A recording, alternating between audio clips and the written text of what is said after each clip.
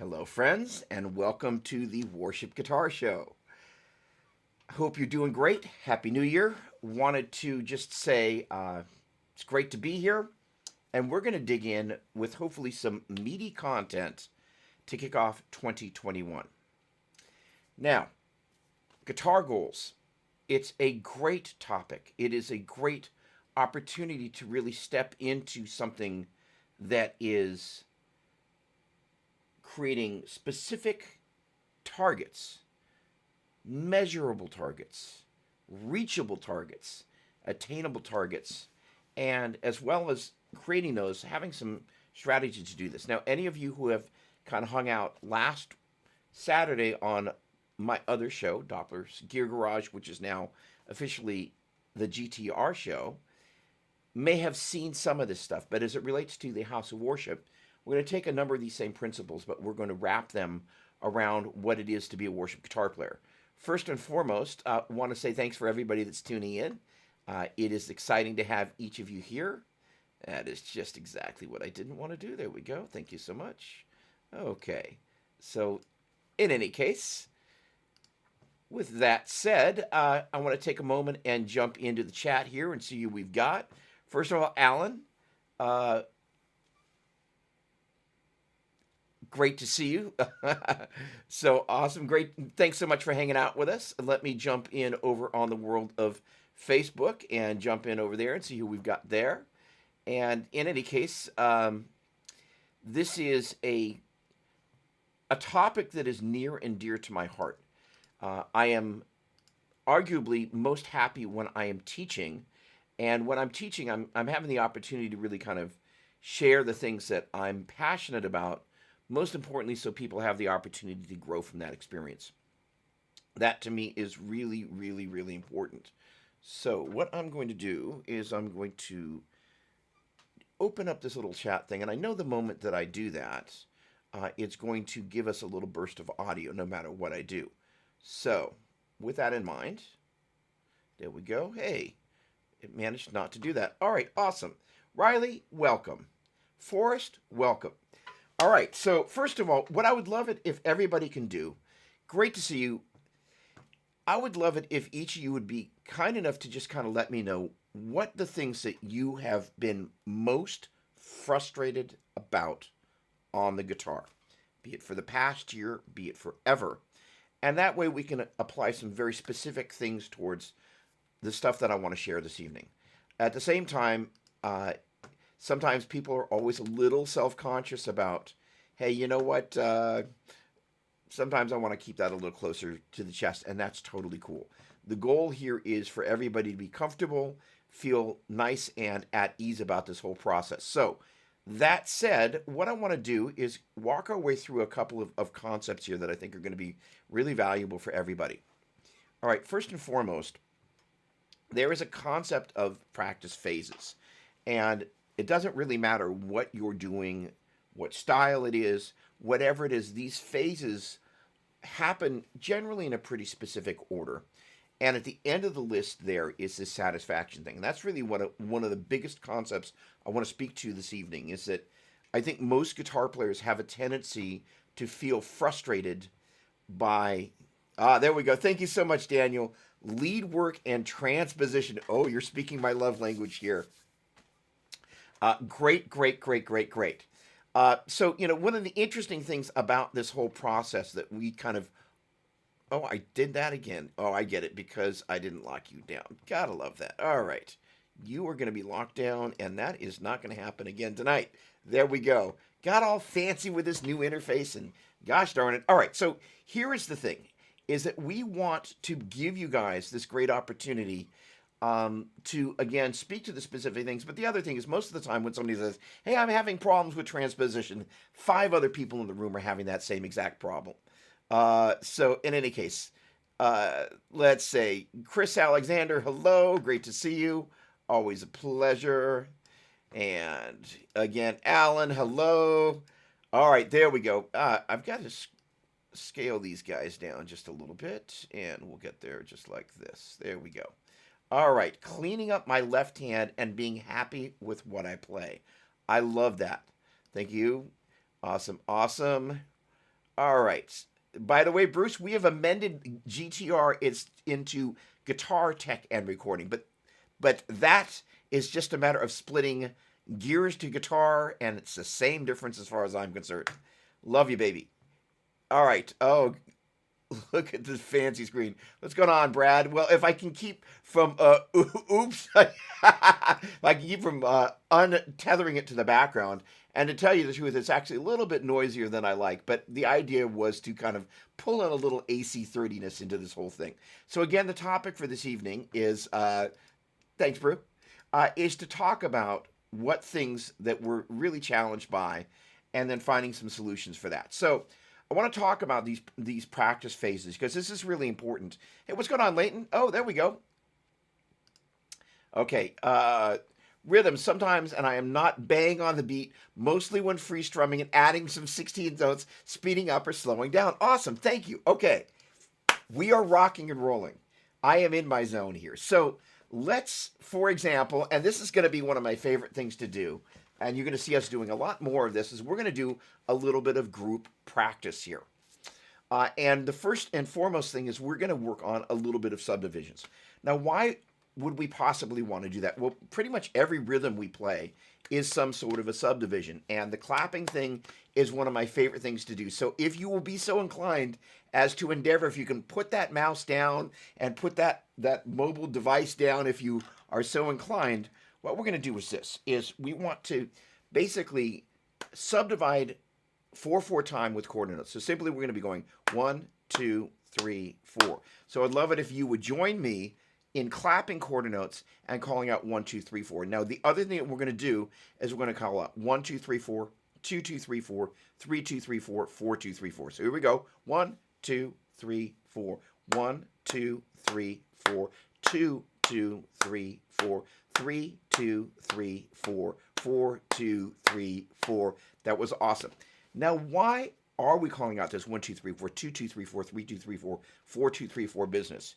Because if we're going 1E and a 2E and a 3E,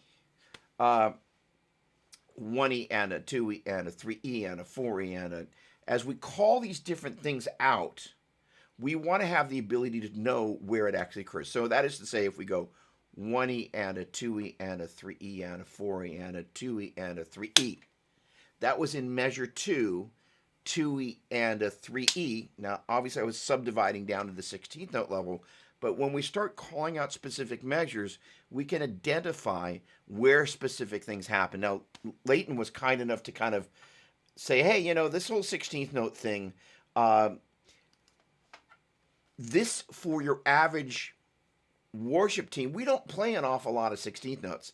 But I remember being on a worship team, and, you know, there was like...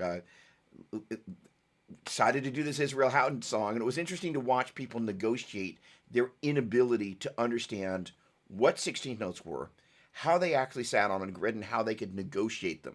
So part of it is being able to identify 1E and a 2E and a 3E. So that is 1E and a 2E and a 3E.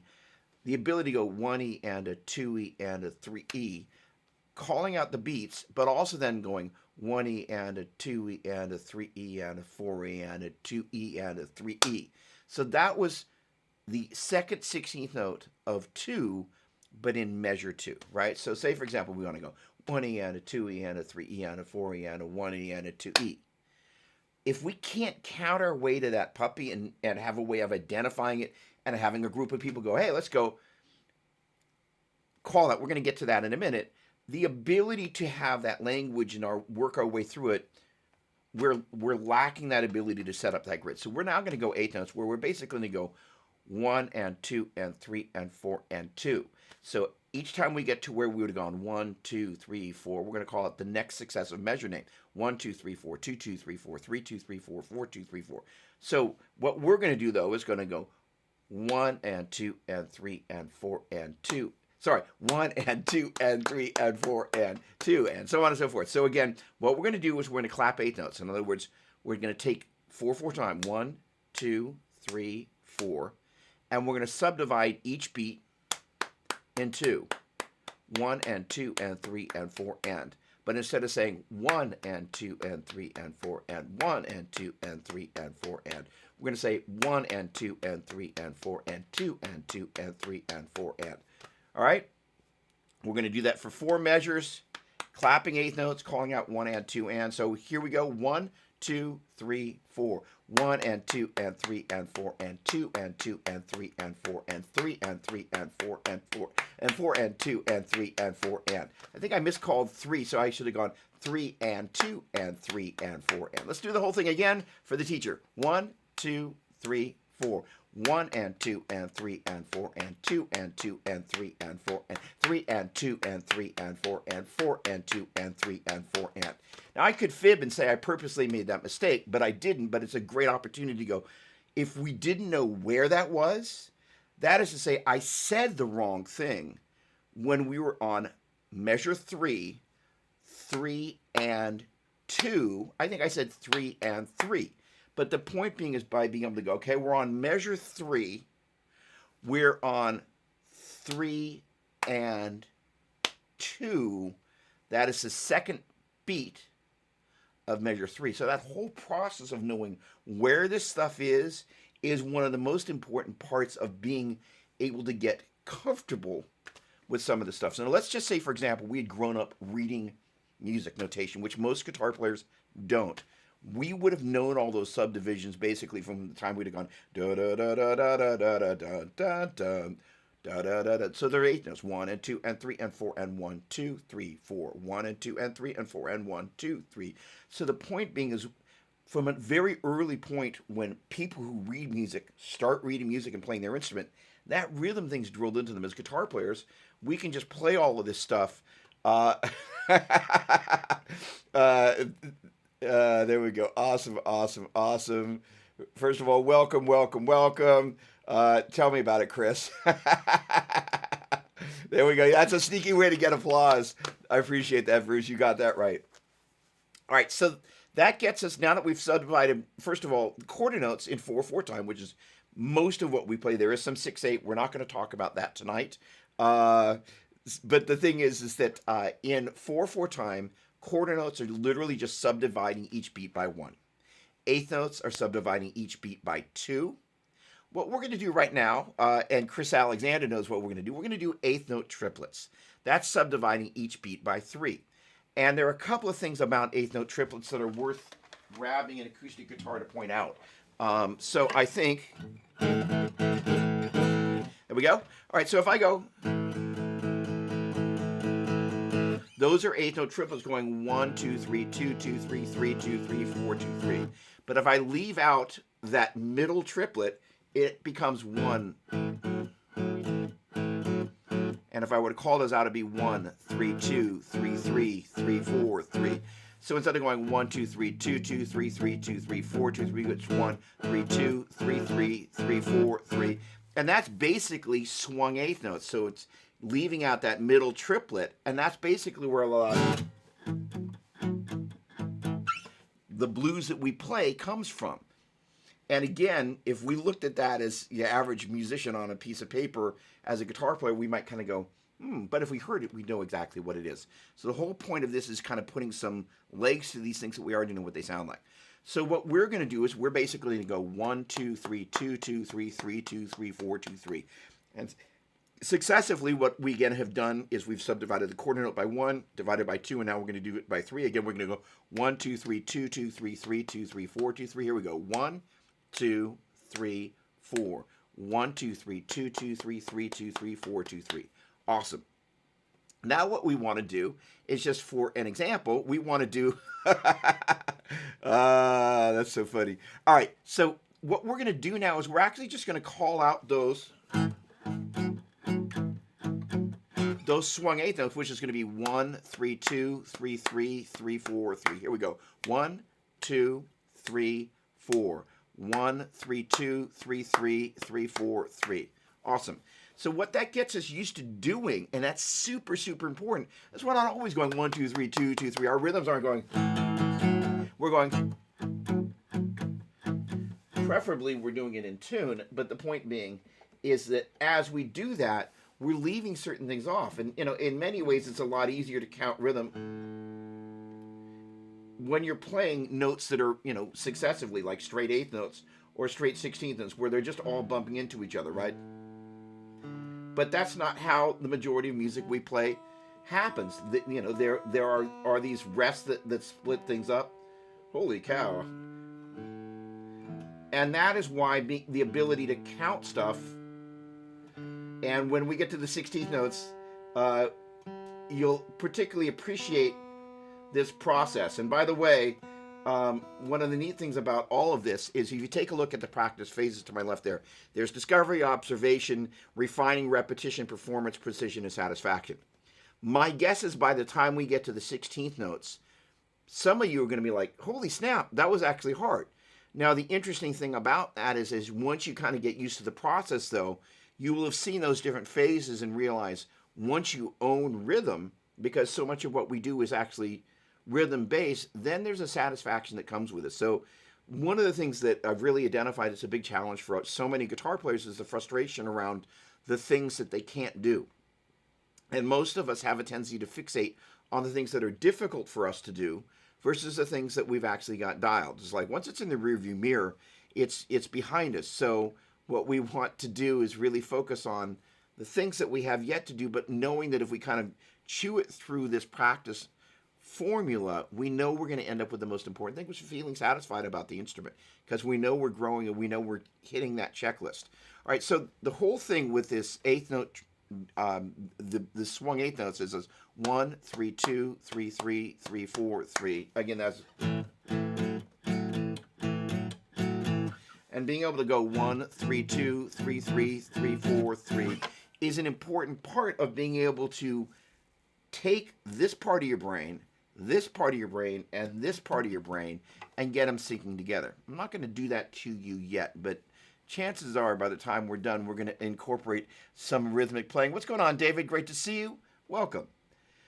All right, so we are going to call out, thanks, Alan. I love that. We are going to call out these swung eighth notes again, because what we're going to do now is we're going to accent 1, 3, 2, 3, 3, 3, 4, 3. And the idea is it allows us to identify a specific beat, or in this case, 4 of them in the midst of a rhythmic sequence and be able to go, that's an accent, because it means that then we're supple enough with this stuff before we get to 16th notes to be able to do this. So here we go. Accenting the downbeat of each measure. 1, 3, 2, 3, 3, 3, 4, 3. Here we go. 1, 2, 3, 4. 1, 3, 2, 3, 3, 3, 4, 3. Awesome. All right, that means it's time to set up for the 16th notes.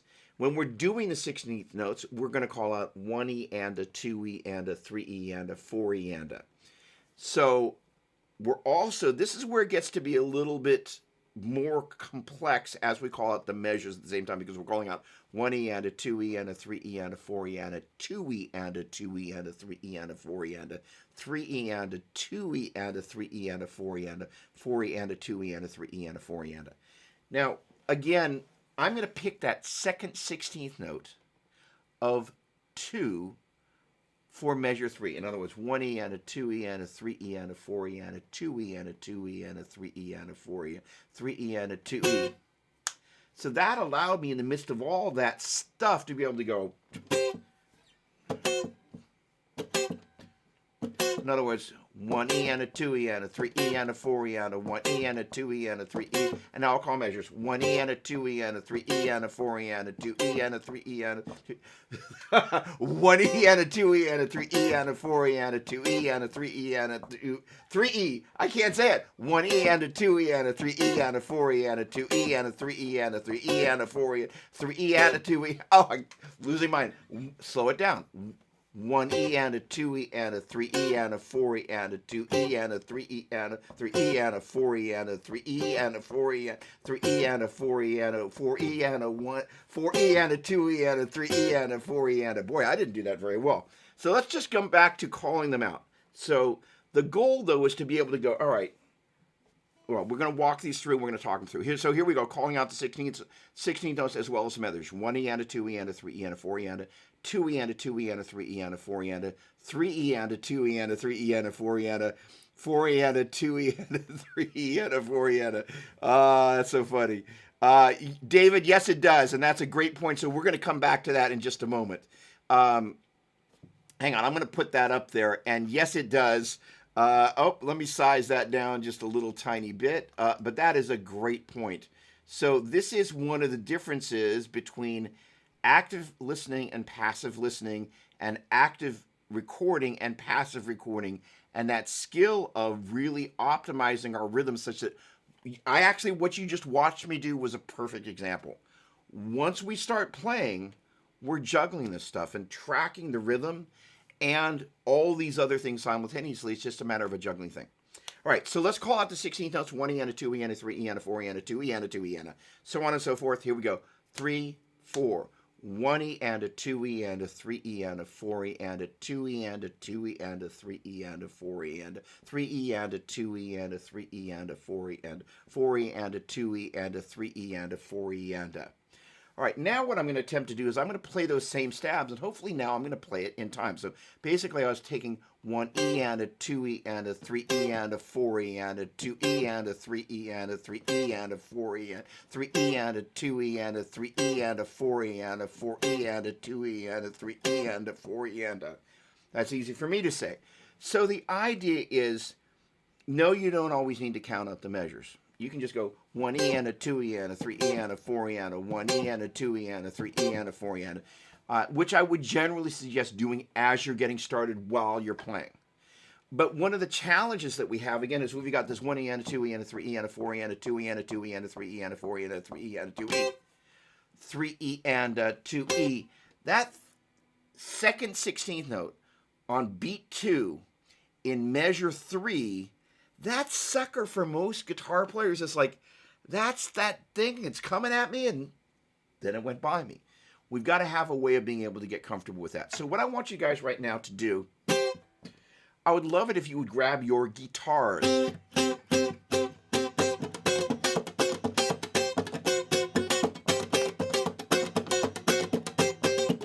All right, what we're going to do is we're really going to focus on this little chord here. This technically is an A minor 7. First finger, if you would be so kind as to play the 5th fret on the 3rd string, that is a C.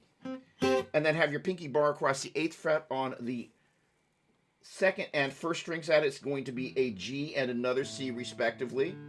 And so we're going to just focus on just doing some stabs there. And again, I realize your church may not necessarily play funk, but invariably there's going to be some little rhythmic thing that happens at some particular place that you're like, where the heck is that? So what we learned to do was, with quarter notes and clapping them, subdivide the measure, each quarter note by 1.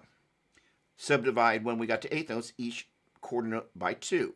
When we got to 8th note triplets, each quarter note by 3, and then the 16th notes is each quarter note by 4. Oh, wait, we haven't called them out together. My bad. So before we start, you know what? We're going to play this and we're going to come back to the calling out business. No, we're going to call it out. So what we're going to do, and we're not going to call out 1E and a 2E and a 3E and a 4E and a 2E. We're just going to call out we're going to do it for 4 measures, but we're just going to call out 1E and a 2E and a 3E and a 4E and a 1E and a 2E, because I'm going to show you another little trick that I use to count measures. For measure 1, I'm going to turn my head to the left. Measure 2, I'm going to turn my head to the right. Measure 3, I'm going to turn my head to the left. And measure 4, I'm going to do, we do play a lot of R&B. That's great. Excellent. Good. All right, so the turning the head to the left and the right is one of the ways that you can count large groupings, in this case, measures, groups of 1, 2, 3, 4. And usually by the time you get your head to your second right turn, you'll remember where that is. It's a grip check. I love it. So the deal is, again, 1, 2, 3, 4, 2, 2, 3, 4, 3, 2, 3, 4, 4, 2, 3, 4. All right. What we're going to do, though, is we're just going to go 1E and a 2E and a 3E and a 4E and a 1E. All right. So on and so forth. So, and we're also going to clap these puppies. That way we get that tactile thing in there. So here we go. Again, we're going to call 1E and a, 2E and a, 3E and a, 4E and a. Here we go. 1, 2, 3, 4. 1E and a 2E and a 3E and a 4E and a 1E and a 2E and a 3E and a 4E and a 1E and a 2E and a 3E and a 4E and a 1E and a 2E and a 3E and a 4E and a... Now what we're going to do, this is 1, this is 2, this is 3. When we get to beat 2 of measure 3, we're going to accent the second 16th note. That is to say, 1E and 2E. As a matter of fact, we're not even going to hit anything other than that. So in other words, we're going to go 1E and a 2E and a 3E and a 4E and a 1E and a 2E and a 3E and a 4E, 1E and a 2E. That guy right there. I'm going to slow it down. So again, that was, imagine we've gone beat 1. Sorry, measure 1. Measure 2. We're in measure 3. We're basically going 1E and a 2E. So let me hear you. Let's do this together. We're going to count out 1E and a 2E, and we're going to clap that. Here we go. 3, 4, 1E and a 2E. Boom. All right, here we go. Whole thing. 1, 2, 3, 4. 1E and a 2E and a 3E and a 4E and a 1E and a 2E and a 3E and a 4E and 1E and a 2E and a 3E and a 4E and 1E and a 2E and a 3E and a 4E and a... All right, now what we're going to do is we're going to accent that one, but we're going to clap the rest. All right, here we go. 1, 2, 3, 4. 1E and a 2E and a 3E and a 4E and a 1E and a 2E and a 3E and a 4E and 1E and a 2E and a 3E and a 4E and 1E and a 2E and a 3E and a 4E and a... All right, awesome. How'd you guys do? Give me some feedback. Let me know. Let me know. I want to know. What's going on, Shell? How you doing, man? Good to see you. Pedro, what's going on? Brett, how are you doing? I have a very hard time. Hang on a second. And I just so you guys know, I can't pull the Facebook comments in because of the type of connectivity that differs between not Facebook, but the fact that it's a business account that I'm using a certain type of connectivity on. So I will read Brett's comment here, which he was kind enough to place. David, horrible. Love you, my man. Honesty is, again, so here's the deal.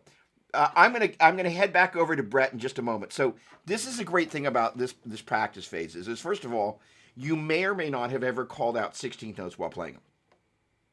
In turn, identifying which 16th note it is, all right? So the idea is there's that initial discovery is like, what is this exercise, what do I have to do? So playing and calling out 16th notes.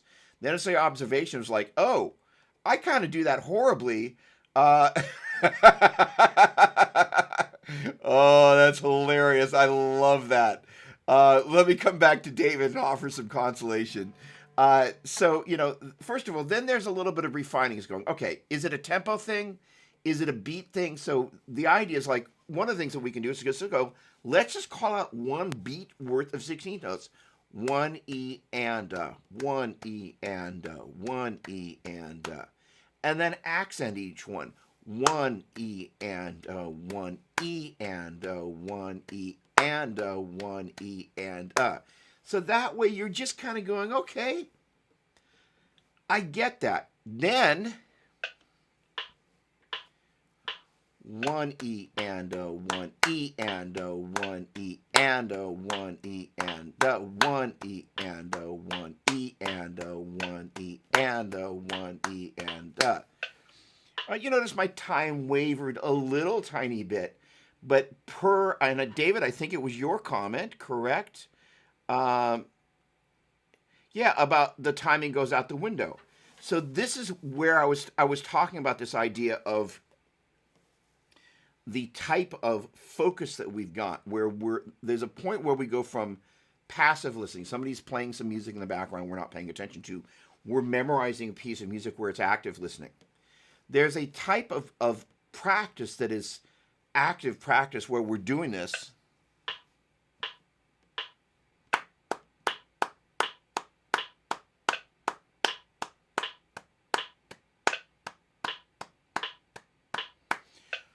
Well, I'm doing my best to stay as tethered as I can to that thing, noticing where I speed up, noticing where I slow down. And this is where just kind of that, again, that second phase is the observations like, oh, that's what this thing is. Oh, my time doesn't sit where it normally would. The great thing is, as you work on going from quarter notes, because the thing about this guy, I could set that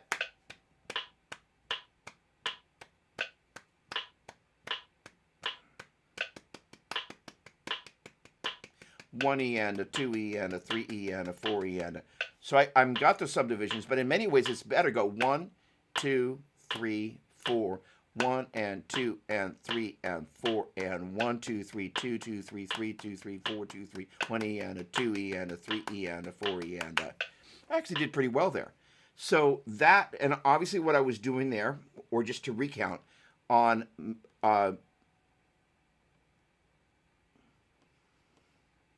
I was doing one measure of quarter notes, one measure of eighth notes, one measure of eighth note triplets, and one measure of 16th note. And the idea is what we're doing is we're taking the quarter note, kind of that standard pulse. If you're listening to music, most of it's in 4/4 time. We're just tapping our foot. So we're just kind of starting off there.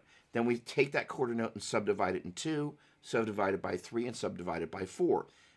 Most of us aren't playing little, quintuplets, these little groups subdividing by 5.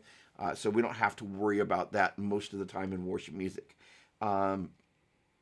So the idea of having a strategy about this. Okay, so then there's the repetition. After you kind of start to refine a bit, it's like, okay, well, look, quarter notes went great. Some folks have a real problem with eighth note triplets. They just don't feel 1, 2, 3, 2, 2, 3, 3, 2, 3, 4, 2, 3. Now, the other thing that I'm listening for, and David, this is great practice for you. So just imagine you hit the red light here. And the other thing you can do is turn on your iPhone voice memo app, turn on some sort of metronome, and then just go. And what we're looking to do is every one of those downbeats,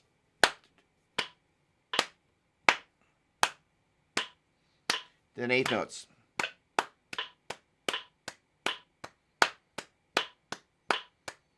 Eighth note triplets, 16th notes,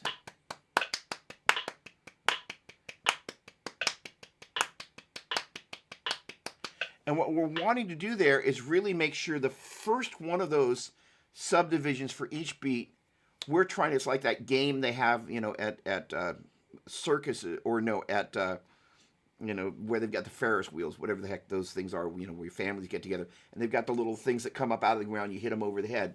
The idea is that you want to hit each one of those and just focus on those. And this is one of the things, again, we don't spend a lot of time in worship teams talking about, is like, there are certain pulses you want to hit that sucker right over the head. And if you align what you're doing to those pulses and you hit those guys, so if I hit swung eighth notes and I line them up to those pulse,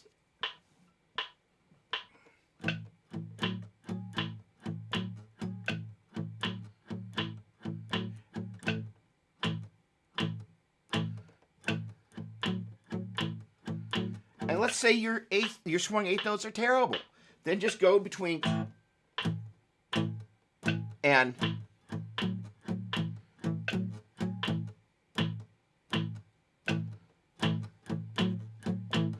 gradually it gets easier, because guess what? The repetition allows you to get better at it. And then the performance part of this, a lot of people with their practice time, especially as they're working on exercises, they get a little slacky, as opposed to like, oh, let me just play it as if I'm doing this. Then out of that, we're looking for precision. Like, we're looking for a high percentage of the time we're really nailing each one of those clicks. And the rest of our subdivisions are falling well in time. The end result of that, especially for those of us that kind of don't feel great about certain aspects of our time, is the satisfaction comes with that. And the neat thing about this is that if you practice, David, specifically working with your recording program, and you have some drum machine program, and you're literally just stop, record, 1, 2, 3, 4. And if it's some sort of, digital drum machine that plays samples, all right, 120. 80. And that way you just get used to kind of, if you will, threading the needle. That will be a big help. All right, let me just check in with Brett here. I did not forget about you, my friend. I have a very hard time counting and keeping track of the beat and playing all at the same time. I'm not that coordinated. Any tips on how to improve it? So literally what I was just doing there, and just starting off one, getting the click going, and then kind of, if you can, it doesn't have to be some wild and crazy thing, just kind of going, that's where it is. Because the thing about what happens when your foot starts tapping to the music, and literally even a foot tap will do. The idea is that foot down business, it's as if you're stepping on the note. Click, click, and then. As a matter of fact, Brett, do me a favor, and everybody else, pull out your guitar if you don't have it already. We're going to come back to our little funk guy in just a moment. We're going to just hit an A power chord, A and D at the 5th and 7th frets, respectively, on the bottom strings, and we're just going to go with a palm mute. I should say a mute after. We're just going to go 1 and 2 and 3 and 4 and.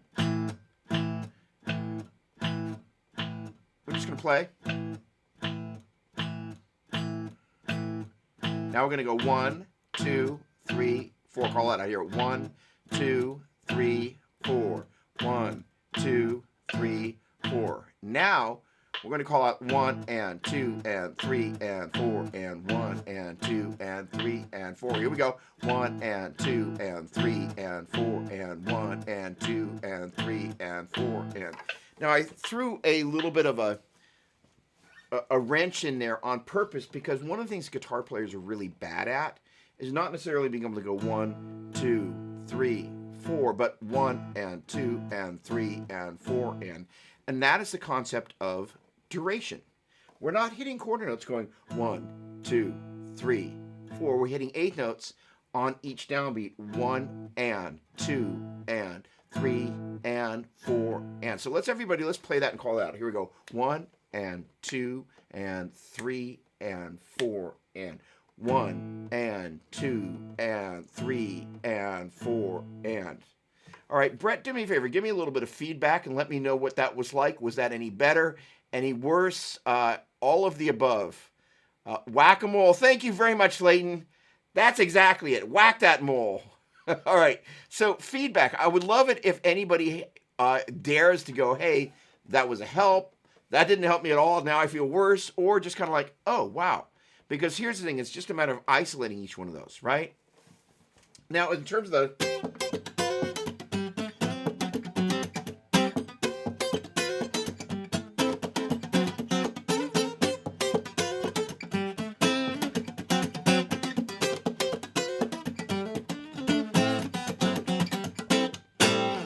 the idea of 16th notes, first of all, quite often we've got this business going. But there are stabs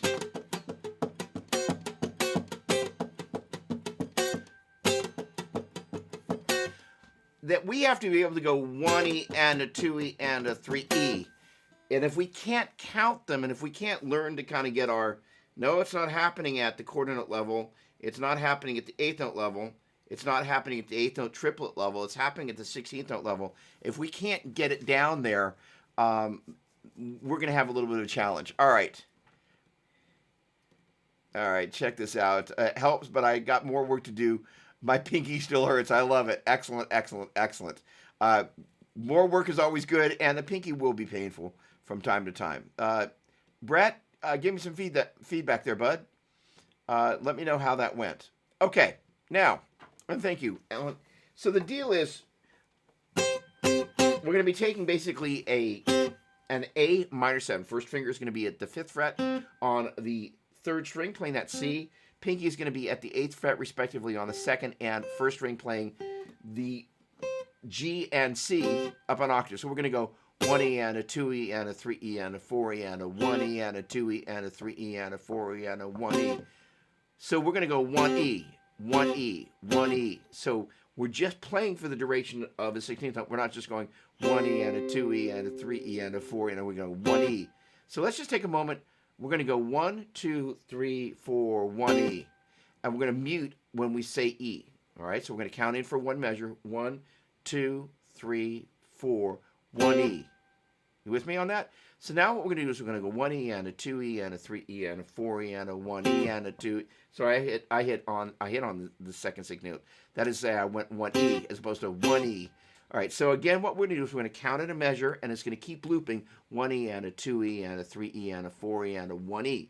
And we're going to keep looping that. So we're going to count it in. 1, 2, 3. Here we go. 1E and a 2E and a 3E and a 4E and a 1. Actually, we're going to keep playing it each time. We're just going to play it each measure. Here we go. 1, 2, 3, 4. 1E and a 2E and a 3E and a 4E and a 1E and a 2E and a 3E and a 4E and a 1E and a 2E, the 3E and a 4E and a 1E and a 2E and a 3E and a 4E and a. Now I'm going to mess with you just a little bit. 1E and a 2E and a 3E and a 4E and a 1E and a 2E and a 3E and a 4E and a 1E and a 2E and a 3E and a 4E and a 1E and a 2E and a 3E and a 4E and a. So all we're doing is just kind of going, all right, we just went a 16th note later. And the heart and soul of funk rhythm is just kind of picking strategic stabs that have this particular relationship to what the drummer and the bass player are doing, such that we're doing isn't kind of traditional guitar speak where we're just playing something on our own. It's like, that's great, they're playing that, but I'm playing this, right? And that's important to really kind of have a goal of that. All right, let's get David in here. Let's bring you in. All right, I guess it's because I'm more used to practicing with a particular song and memorizing it. Never practice with the timing by itself, but a great concept. So this is the thing. Music has a number of different elements, right? So let's take sight reading as an example, right? Part of sight reading is being able to recognize the different rhythmic combinations. And a big part of that is understanding that most styles have very specific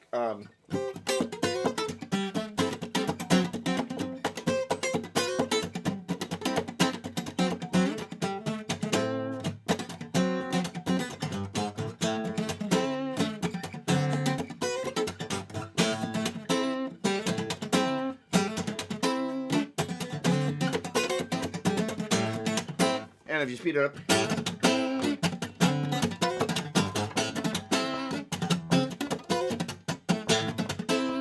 So those sorts of rhythms, that's not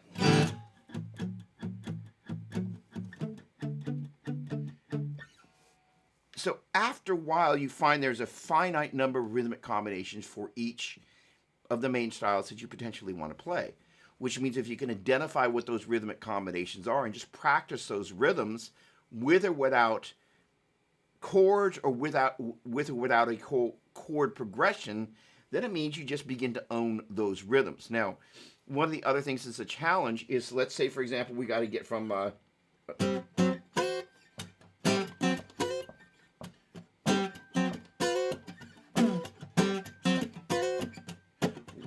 and a 1E and a 2E and a 3E and a 4E and a 1E and a 2E and a 3E and a 4E and a 1E and a 2E and a 3E and a 4E. So let's just say, for example, we got that bit and that one is just kicking your posterior. One of the things you can do is just remove the rhythm and just go. And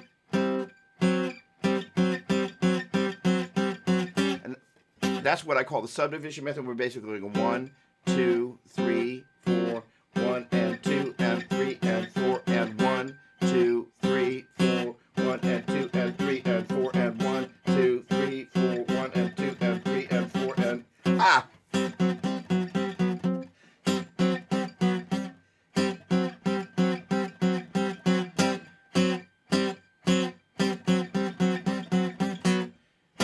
that fourth one.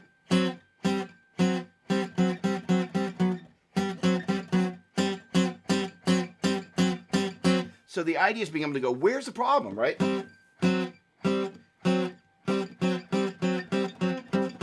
And getting to the point where you can practice it slowly enough that once you begin to bring it up to down, you've begun to isolate. And then that one where there's a tendency to go versus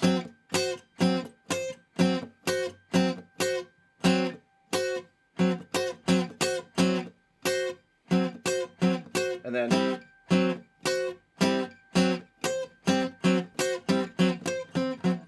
and you begin to target and isolate just the change of that. So when you're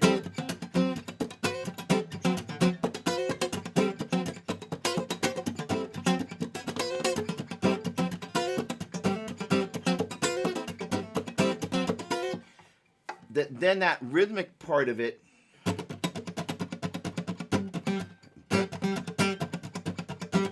so if the rhythm is going to be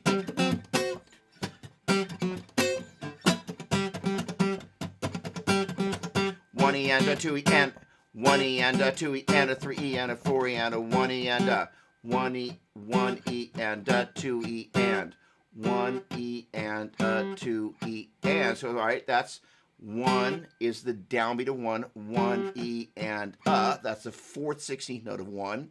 That is to say 1 E and then 1 E and 2 E and 2 E and. That's the third 16th note of 2. So we got 1 E and 2 E and 1 E and 1 E and 2 E and 3 E and 4 E and 1 E and 2 E and 3 E and 4 E and 1.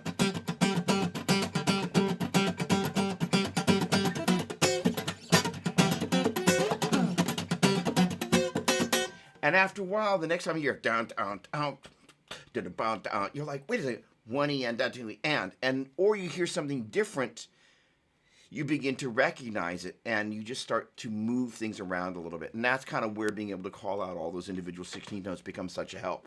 But yes. Let's see if Brett has checked in over here. Nope, I scared Brett off.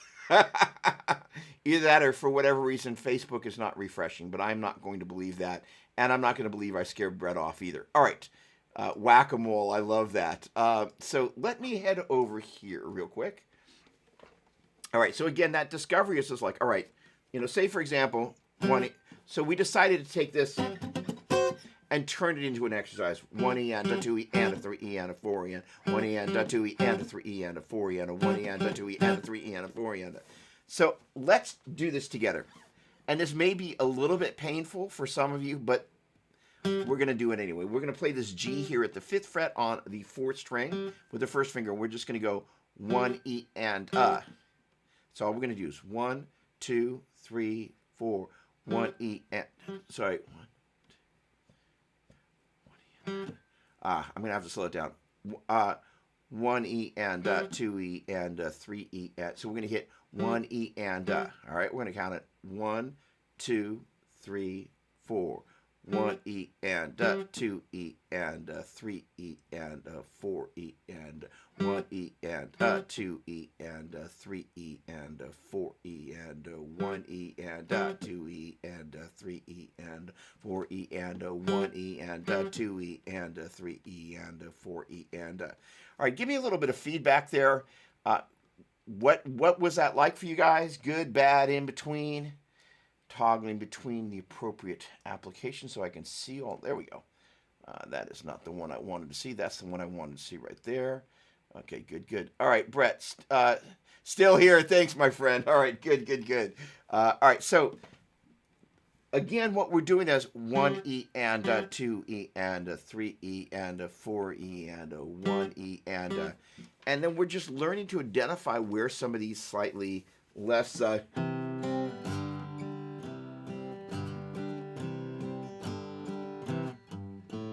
1 and 2 and 3 and 4 and 1 and 2 and 3 and 4 and it also gives us the ability to kind of begin to put on some lenses through which we look at music and go, gosh, we play an awful lot of eighth notes in worship music. The other thing is that concept of durations is one of the places where worship guitar players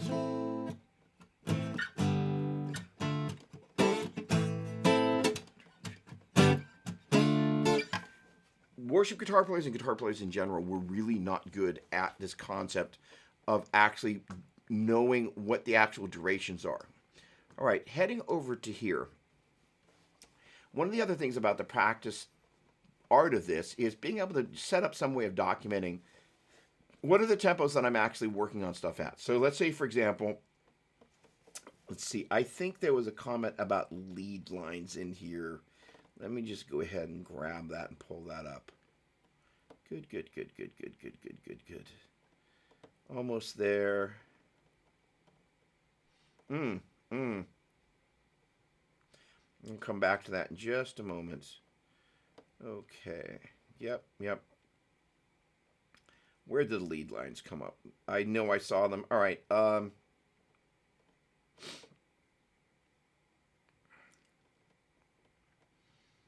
on.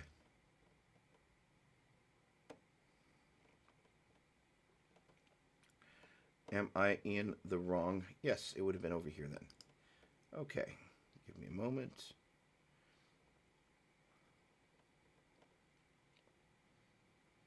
All right. It was over here.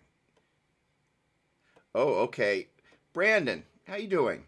Okay, this is great. Oh, I see what I think may be happening is the... No, I'm just late getting to your comment there. Lead work and transposition. There we go. Yeah, that's Daniel. Okay, good. Transposition. We're going to get there. Combining lead and rhythm playing. So that is also kind of one of the... let me like that comment there. All right, there we go. That is one of the things that I think for many people just gives them a little bit of a challenge is how do we change gears, right? So literally for that ability to toggle between the two.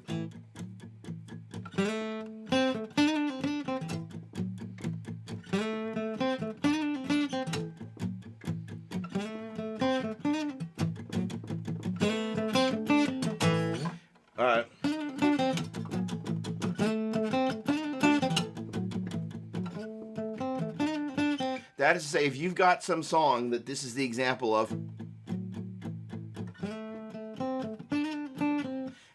the first lick that you might play and the last little piece of rhythm that you would play, just practice just shifting gears between those different things. Do it in different keys, do it with different fingering, so on and so forth.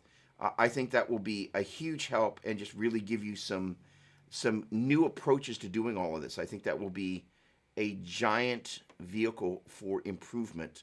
And the changing gears is one of the things that gives people a hard time. I love hearing Theory 101. Alex, love that. Thanks so much. Okay, now, combining lead and rhythm playing. So, are you meaning bringing the two together as well? Which, you said combining them, so I guess that's what you mean. Do me a favor, if you're still here, give me a little clarification on that. All right, there we go. Brett, thank you very much. Okay, I seem to be only able to concentrate on one thing at a time. It's like I have to choose between playing and counting. And first of all, let's be really clear that all of this is actually really juggling, and most of it is actually not stuff happening at the same time, other than the fact that, we will be having lining up with that. So the idea is it's a matter of really just slowing it down. So if you have the opportunity, just literally just sit there and just go. Just sit there and just play those. Matter of fact, Brett, we're going to do it. So do me a favor, just hit the A at the 5th fret on the 6th string. And this is true of anything that anybody has a challenge doing. And it is also great to be able to teach the other players on your team. So initially what we're going to do, Brett, is we're just going to hit quarter notes and let them ring. Okay? Now we're going to call them out. 1, 2, 3, 4. 1, 2, 3, 4. 1, 2, 3, 4. And just sit there and do that until you're like, I'm so bored, I couldn't possibly do this any longer. And I've got that. Then the next thing is take the same tempo. 1 and 2 and 3 and 4 and 1 and 2 and 3 and 4 and what you begin to find is that there's a difference between playing one note, calling that out, and going 1 and 2 and 3 and 4 and 1 and 2 and 3 and 4 and 1 and 2 and 3 and 4 and 1 and 2 and 3 and 4 and 1 and 2 and 3 and 4 and 1 and 2 and 3 and 4 and. Now the reason I played it a second time was the first time right around when I got to the beginning of measure 2, I sped up just a little bit. So the idea is I'm just kind of beginning to feel like, oh. And the great thing about doing this is it just kind of gets you used to being synced up with that thing. And then when you begin to feel yourself move ahead, that is to say, there I'm going 8 notes. There. They're just 8 notes. So the idea is if I go, or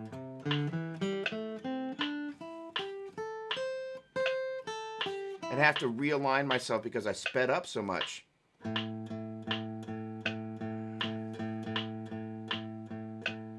just get used to feeling when you're in and when you're out of time, right?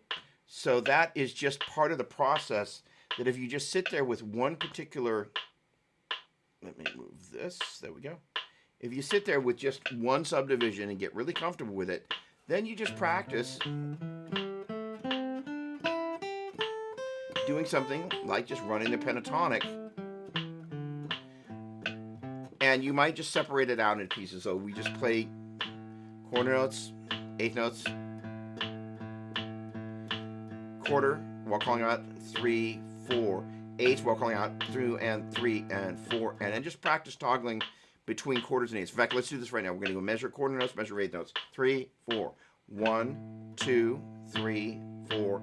1 and 2 and 3 and 4 and 1, 2, 3, 4, 1 and 2 and 3 and 4 and. If you did that long enough, it would get It would get easy because it's just a process we do repetitively.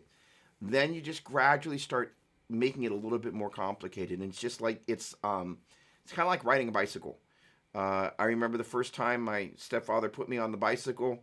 I got to a point where I could balance, but the whole turning and braking thing was the next couple of bike rides, and the first one ended up in a chain link fence. But I was able to ride the bicycle. I just didn't know how to brake and turn. So that part came a little bit later. But the whole point is that this, you just start off with a simple thing, and there's nothing wrong with doing the simple. It gets back to this other slide that I brought up before. We are looking for the end of that list there. Because when we identify, well, hang on a second, let's go back a little bit further here. That observation and the refining part of the process are really important. And in turn, as we begin to look at what tempo we need to do it at, where are our trouble spots? So maybe, again, toggling between some rhythm and some sort of lead thing, that is our trouble spot. So we just isolate.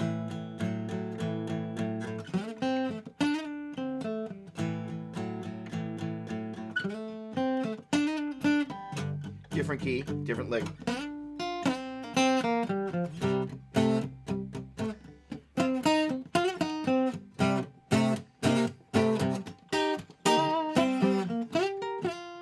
Also dynamics.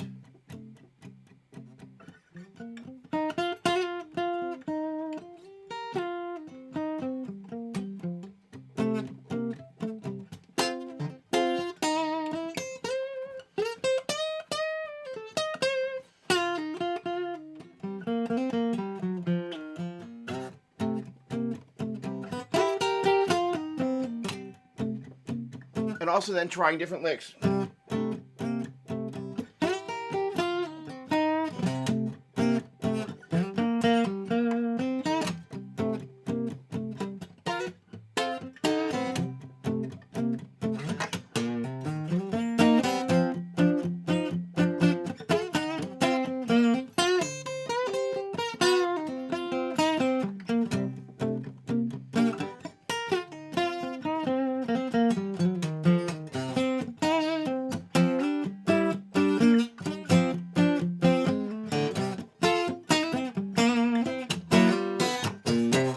so on and so forth. Okay, I saw another comment come in here, so let me just grab this. All right, there we go. All right, Brett, first of all, give me some feedback. Did that help at all? Daniel, if you have the opportunity, try taking some drum lessons and or piano. Tell me about it. And using the metronome is pretty supremely valuable. There you go. Even if you don't use it all the time, just getting used to it. Absolutely. Excellent, excellent, excellent, excellent, excellent, and excellent. Brandon, I'm thinking like I'm the only electric guitar player, and I don't want to keep the song driving, but I don't want to just play power chords. Combining some lead stuff and keeping it interesting and fun. Your examples were pretty accurate to what I was thinking. Okay, that's great. So,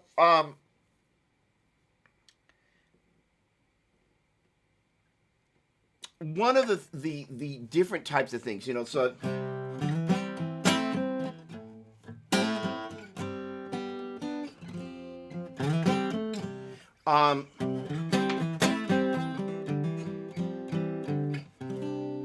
so if I'm playing a C major bar chord,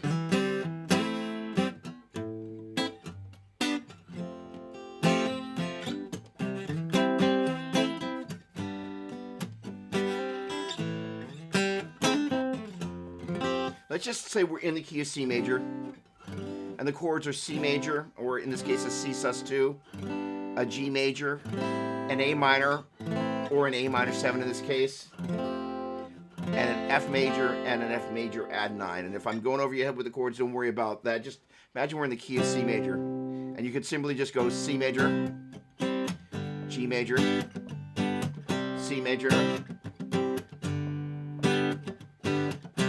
So the thing about this C major chord, if I go between a C major bar chord played like that, and putting my third finger, where my third finger is barring across the 4th, 3rd, and 2nd strings, I use my first finger there, and I put my third finger there. I'm basically going between a C major and a C over E, which is the same thing as a C major in first inversion.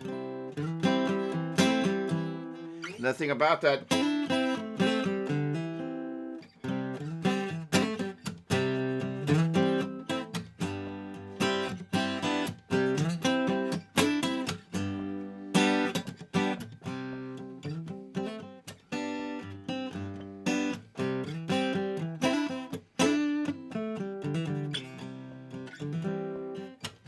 I can be subtle about it.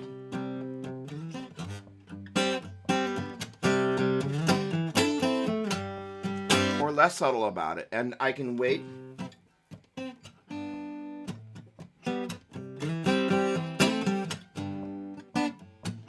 Vocals come in.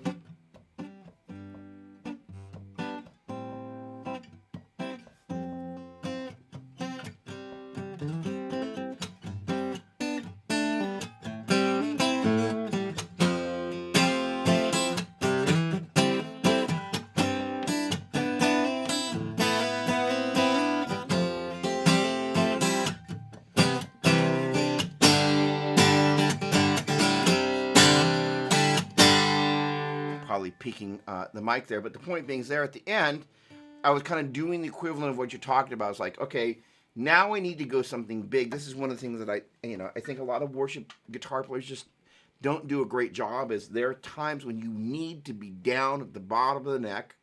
Not every team, not every song, not every, I get it, but there are times that somebody just needs to be hitting the big fat chords in a big fat way, so you get a big fat result. And so that is one of the places where your comment about power chords, that drives that home. And you don't just want to play power chords. And the other thing, I'm not actually in there. I'm playing this strange C major add 9 deal.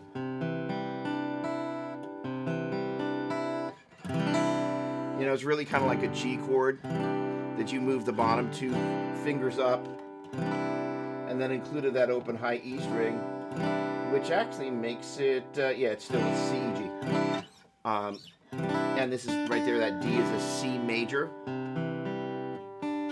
add 9. All right, let me poke back over here into the YouTube world here for a quick second. Oh, hey, okay. All right. Let's see.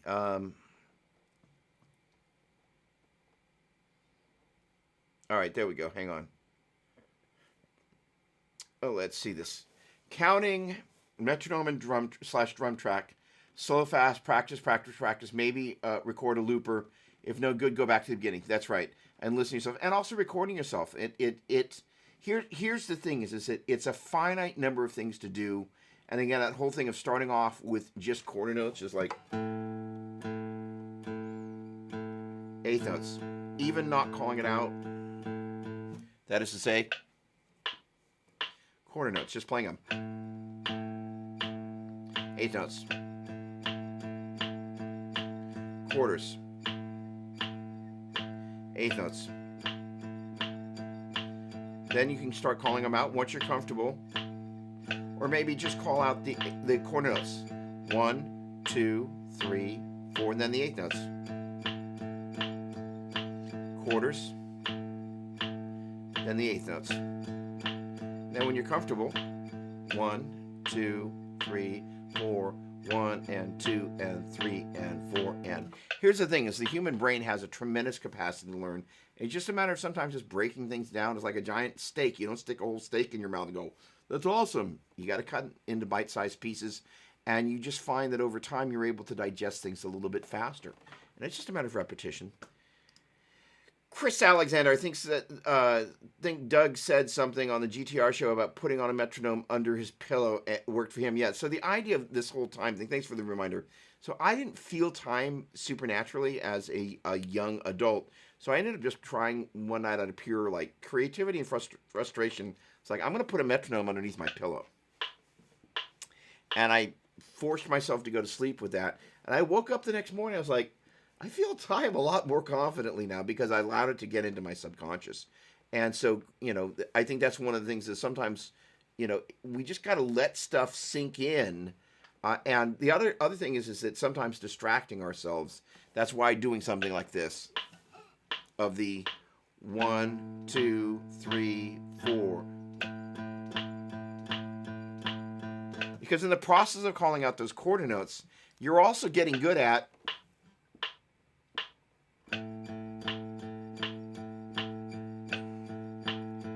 you're so used to going 1, 2, 3, 4 that this 1, 2, 3, 4, you start getting good at putting those eighth notes into time because you're so focused on, and it's one of those kind of things where you're so focused on going 1, 2, 3, 4. The eighth notes, all of a sudden you're playing eighth notes to the metronome, you're not even thinking about it. Because you just on-ramp these things like that. It's a very powerful way to do it. No, I wasn't joking. I was totally serious. Hello, Deanne. How you doing? That would triads are also good to play around with. Absolutely, Deanne. Very, very true. Now I can tell you, in next week, what we're going to be working on is this. We're going to be working on. I'm going to give you a little peek into what we're going to be going over, and then we're going to call it a night this evening. But I'm going to make sure that. Oh, that's great. Oh, wow. Okay, sorry I was a bit absent. No, Brett. My wife was leaving for work, and I always take time to pray over her before she leaves. She runs on a COVID unit. Holy cow. She's a nurse. Sorry, that's me being dyslexic. She's a nurse on a COVID unit. Wow. Okay. Brett, what's her name?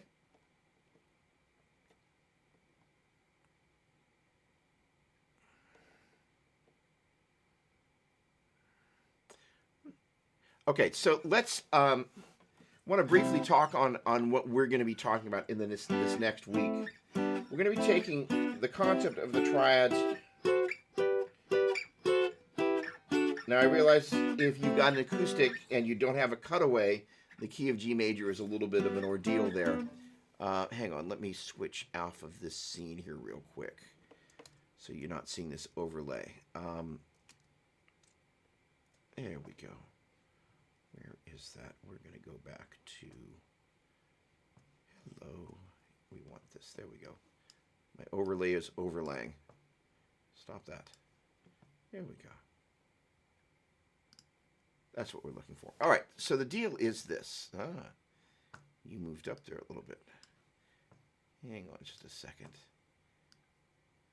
There we go. Everything is nice and tidy. All right, if we take a look at these triads for the key of G major, and we go G major, A minor, B minor, C major, and then we go, what are we looking for? We're looking for a D minor. No, we're looking for a D major, E minor, F sharp diminished, and G major. So I got distracted there for a minute. G major, A minor, B minor, C major, D major, E minor, F sharp diminished, and G major. Now, I'm not expecting you to memorize those, but what I am getting at is this. Is that we played G major and A minor in the same place, but that B minor, we played it as an inversion. The C major, we played it as an inversion. The D major, we played it as an inversion. The E minor, we played it as an inversion. The F sharp diminished, we played it in the same way.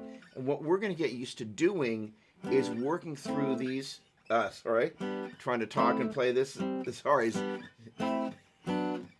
There we go. Being able to play. Let's see if I can talk my way through these guys while I'm actually attempting to talk. This is going to be an interesting thing. I think I can do this. Yep, I'm on my way. No, that was it. I missed the D major. But the point being is that being able to navigate between these different triads as inversions is going to be a tremendously powerful way of being able to work through a common location without having to move up and down the neck, which for guitar players is a tremendously powerful thing. The other thing we're going to do is we're going to work through 1, 4, 5 progressions in different keys. And what that's going to get us used to the idea of being able to do is going, all right, in the key of G, it's G, C, and D. In the key of E, it's E, A, and B. In the key of A, it's A, D, and E. In the key of G, again, G, C, and D. In the key of C, it's C, F, and G. And then what we're going to start doing is start adding some additional chords. But the idea of getting used to, first of all, working with the idea, if I'm in the key of G major, there's my G. So the key of G, my 1, 4, 5 are G, A, B, C, and D. 1, 2, 3, 4, and 5, G, C, and D.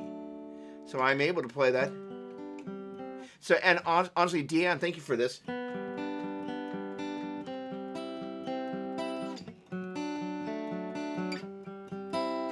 Let's see if I can play it properly.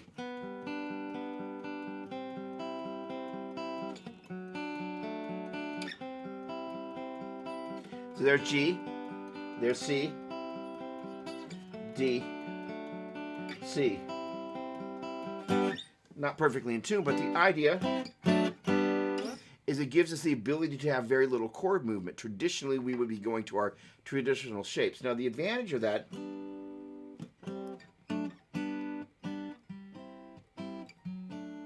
is it means that if we're playing some sort of arpeggiated thing and there's a pad going and the bass player is defining things, that allows us to hang out in a very specific location on the neck, much the way a keyboardist would. And it kind of gets back to somebody's really cool comment there about thinking in a non-guitar player kind of way. Then once we kind of get used to the 1, 4, 5, we'll start adding some other things. And it's going to be a cool way to be able to express that. Okay, let me just check right back in here. Kelly, okay. Awesome. Thanks so much, everybody. All right. So let me just take a quick poke here. All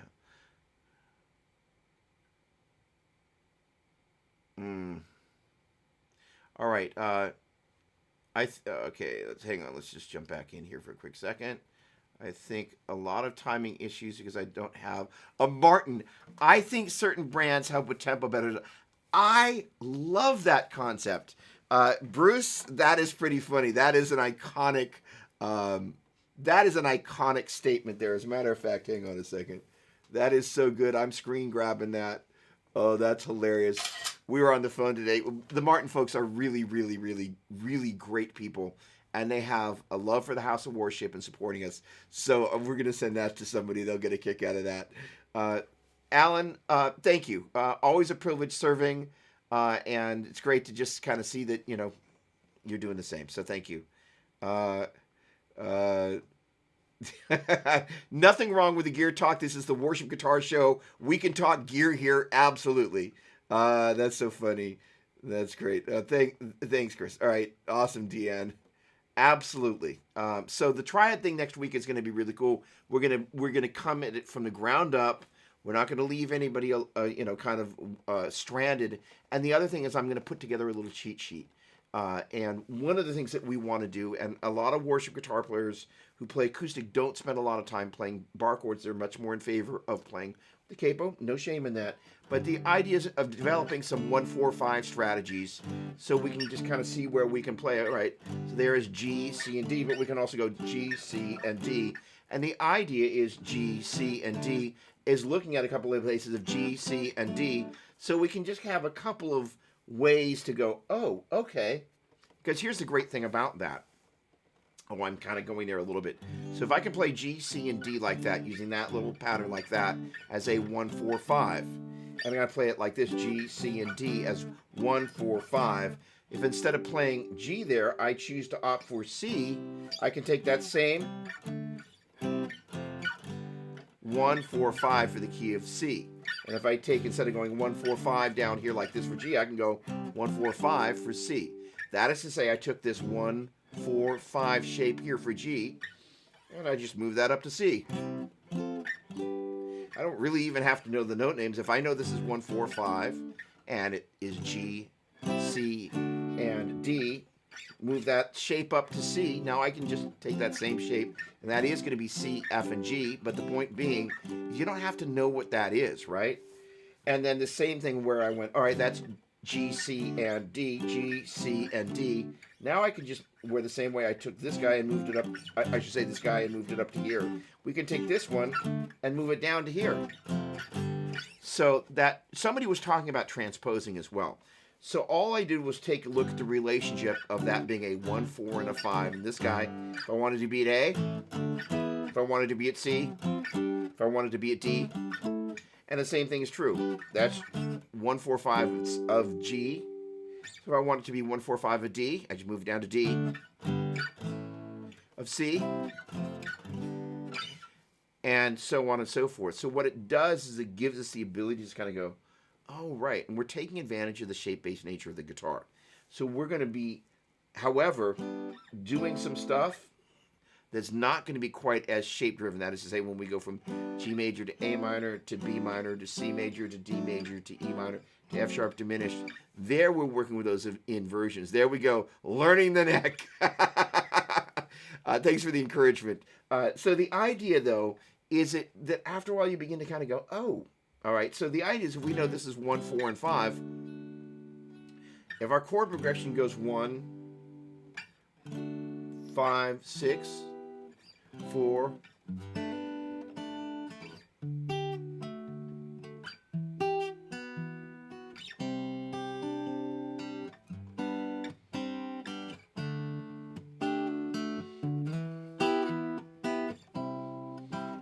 well, our 1, 4, and our 5 had this box, and the 6 was just above the 5. So if we go 1, 4, 5, that means our 6 is right there.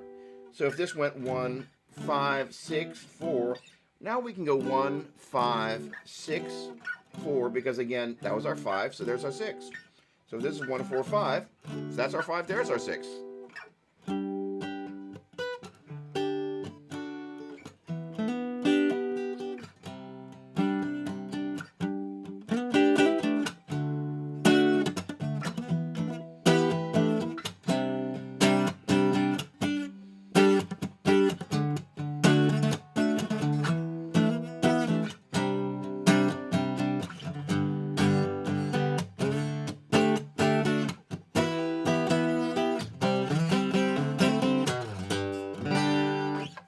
So on and so forth.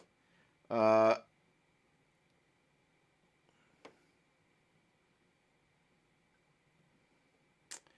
right, let's see here. I'm going to answer that, then we're going to close out in prayer. Okay, quick gear question. Does anyone have a second guitar that can be their main guitar? I only have one main guitar, and the others don't even come close.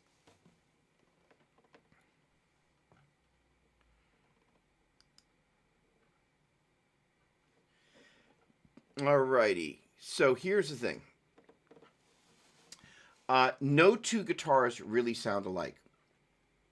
So you're faced with an age-old challenge.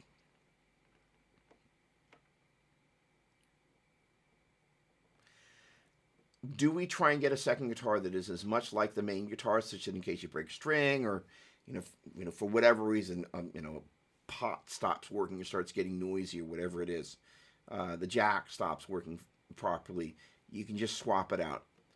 Arguably, that's probably a good idea, and then it's a matter of, this is one of the places where the internet is not great for this, because you actually can't play guitars and hear them. It's one of the places at a local store, dare I even say Guitar Center, you can walk in, plug in, sometimes just bring your rig or your amp, or at least just your amp and your main guitar, and bring them in and just go, all right, I'm looking for a replacement. I should say a secondary one. Or in this particular instance, you kind of go, okay, well, I've got, I don't know, fill in the blank, a Telecaster. Maybe I want to get a 339. I saw on Craigslist an Epiphone 339 that was a set neck that somebody was selling for $299. I'm like, slap a Bigsby on that puppy, maybe do a little bit of fret work, and I bet that's a great little guitar there. And you might end up replacing the tuning pegs, but then the idea is, do you want to have two guitars that you can toggle between, or are you looking for a hot swappable backup? In my particular neck of the woods, most of the time I want a guitar that's going to sound as much like the main guitar that most of my patches are built around, right? So the idea is just going, okay, not making that guitar as generic as possible, but just kind of going, all right, what about this guitar? It sounds the way it does, and just going out on a search is a great way to get there. It's a great question. Okie dokie. All right. So we're going to close out in prayer. And I just want to thank everybody for just hanging out tonight. This has been a lot of fun. And I kind of like, chasing this thing based on your questions. And that is part of the fun for me. So thanks for that. Lord, we are in a new year. And the mess of this last year is not over. Lord, we lift Kelly up to you. We lift all the people that have served in the face of danger, and do so with faith and God-given fearlessness, or God-given strength to face fear and overcome fear. Lord, we just pray a hedge of protection over Kelly. We just pray a hedge of protection over those that are keeping us safe, Lord. We just pray that the people that are in this group, Lord, that you keep us safe, healthy, sound, and covered by the blood of Jesus, Lord. I just give thanks for this group of believers, that we come together with a common love of the guitar, but more importantly, we're covered by the blood of Jesus. And we just pray that this season and the pain and the suffering and the separation will end soon, and will be replaced by a season of rejoicing and celebration, where we can come together, most importantly celebrating you, but also, really appreciating the gift of music that you've given us, and such that we can honor you with that. Earlier today, my buddy Chris said something that they do at their church is their Christmas service is their way of giving the best present they can back to God, and I love that idea. So I just pray each person will be inspired to think what that looks like, of what the presents that we can give back to God are through the gifting that you've given us. So we ask that seed finds fertile soil. And I just give thanks for, again, all these folks who care to invest the time and the energy into furthering their gift. And we just give thanks for the privilege to serve them. And we ask again that you just bless Kelly and with a double portion. And Brett, thank you for modeling what a husband does. Prays over his wife. Carries that spiritual headship. So thank you for that. We ask and pray all of this in Jesus' mighty name. Amen. Love you guys and gals. Have a wonderful, wonderful, wonderful night. Thank you. Again, it's a privilege to serve. Miguel, it's a pleasure. Love you guys, and I look forward